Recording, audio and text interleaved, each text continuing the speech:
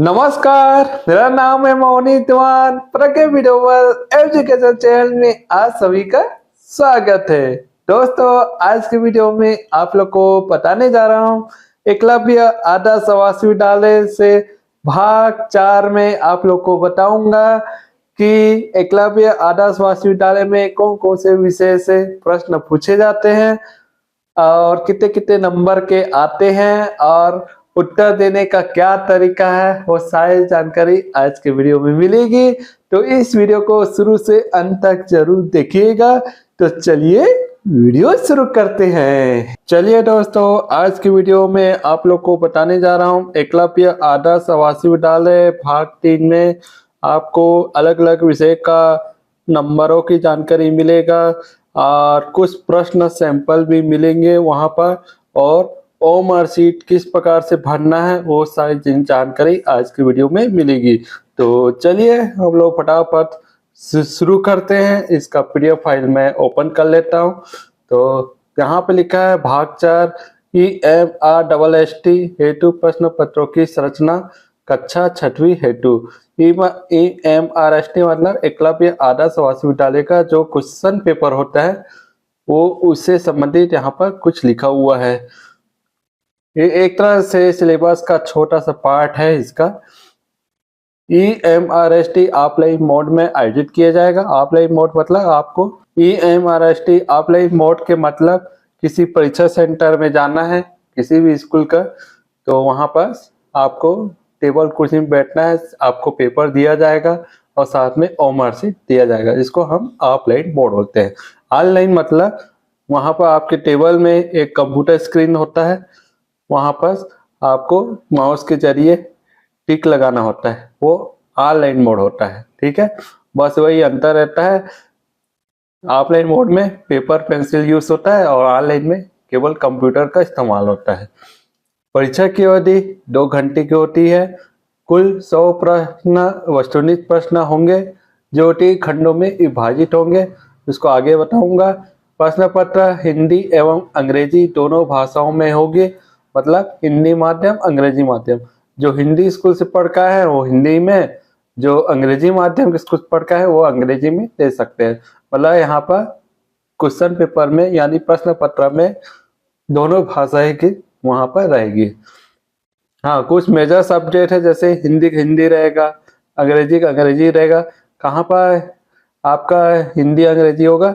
आपकी मानसिक क्षमता विकास में और अंग्रेजी परीक्षा में। ठीक है, प्रश्न पत्र का स्तर है NCERT, SCERT, CBSE द्वारा निर्धारित पाठ्यक्रम के अनुरूप कक्षा 5वीं के स्तर का हो सकेगा। परीक्षा के विषय निम्नानुसार है।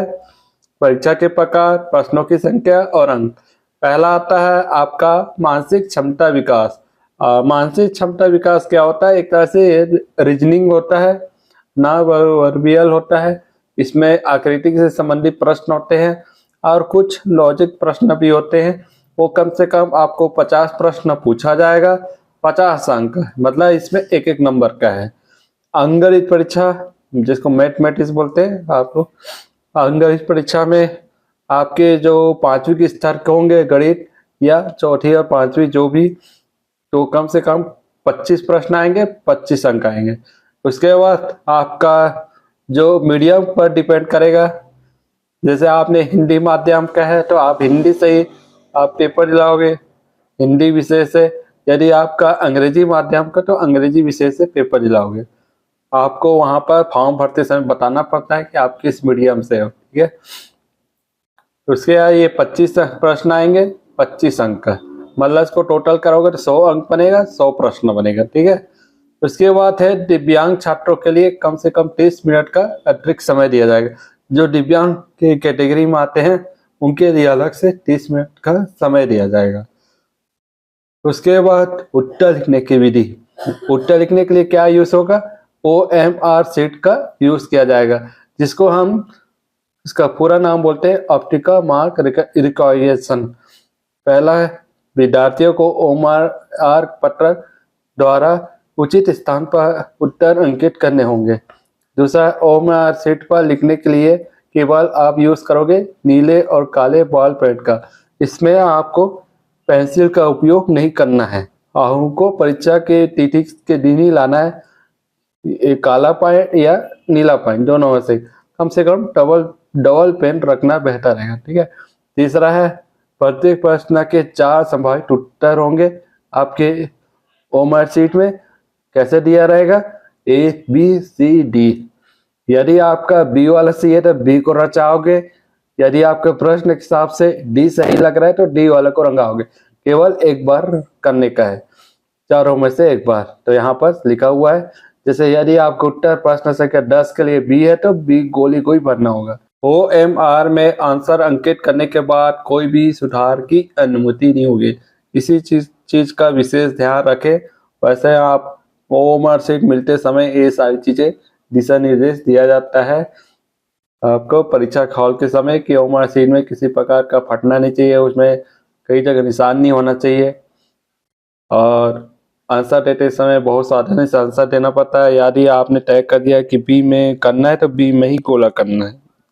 यदि आप कंफ्यूजन है तो आप तो कुछ समय के लिए छोड़ सकते हो, बाद में आप हल कर सकते हो। जो भी आपको कंफ्यूजन हो रहा हो, समझ नहीं आ रहा हो, तो एक प्रश्न के लिए एक से अधिक गोले को अंकित करने पर या गोला आधा भरे जाने पर उस प्रश्न उत्तर की गणना नहीं होगी। ठीक है, इस चीज का ध्यान रखें। एक से अधिक गोला नहीं होना चाहिए, केवल एक गोला काला होगा।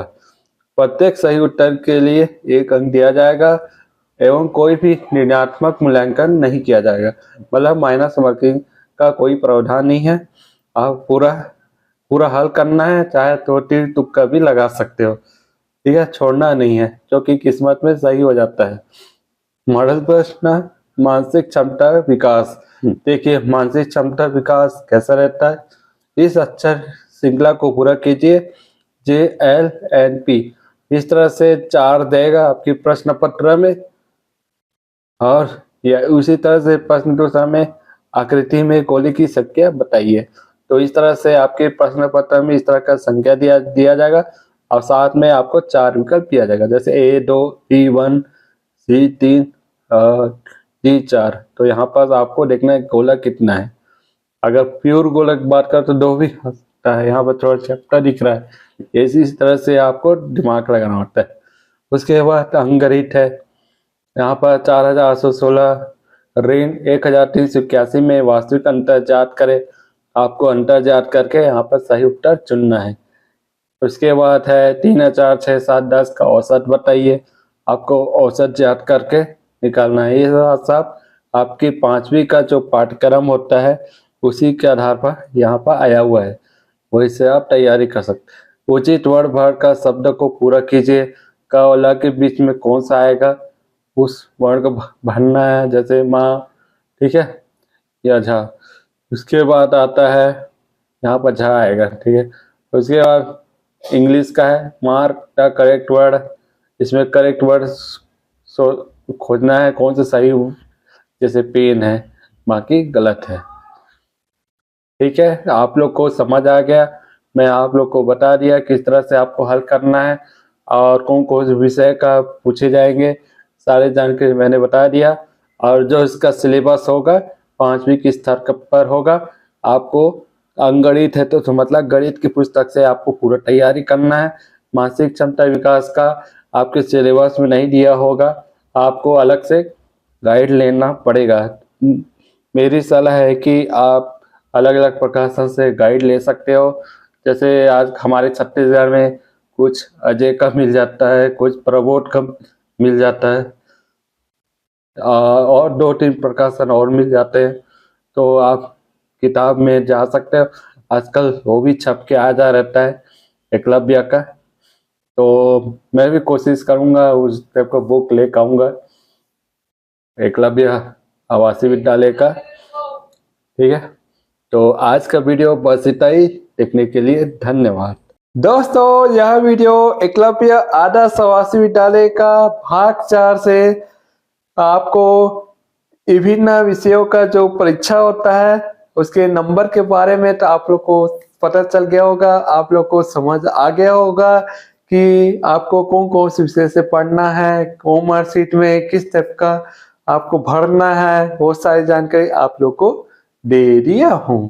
तो इसी तरह से आप लोग और अधिक जानकारी चाहते हो तो मेरे चैनल को जरूर सब्सक्राइब कर दीजिएगा और नोटिफिकेशन के बेल आइकन बटन को क्लिक कर दीजिएगा। तो इस तरह का मैं नया जानकारी लेकर आते रहूंगा। जाने के याद दीजिएगा। जय छत्तीसगढ़, जय जवाहर।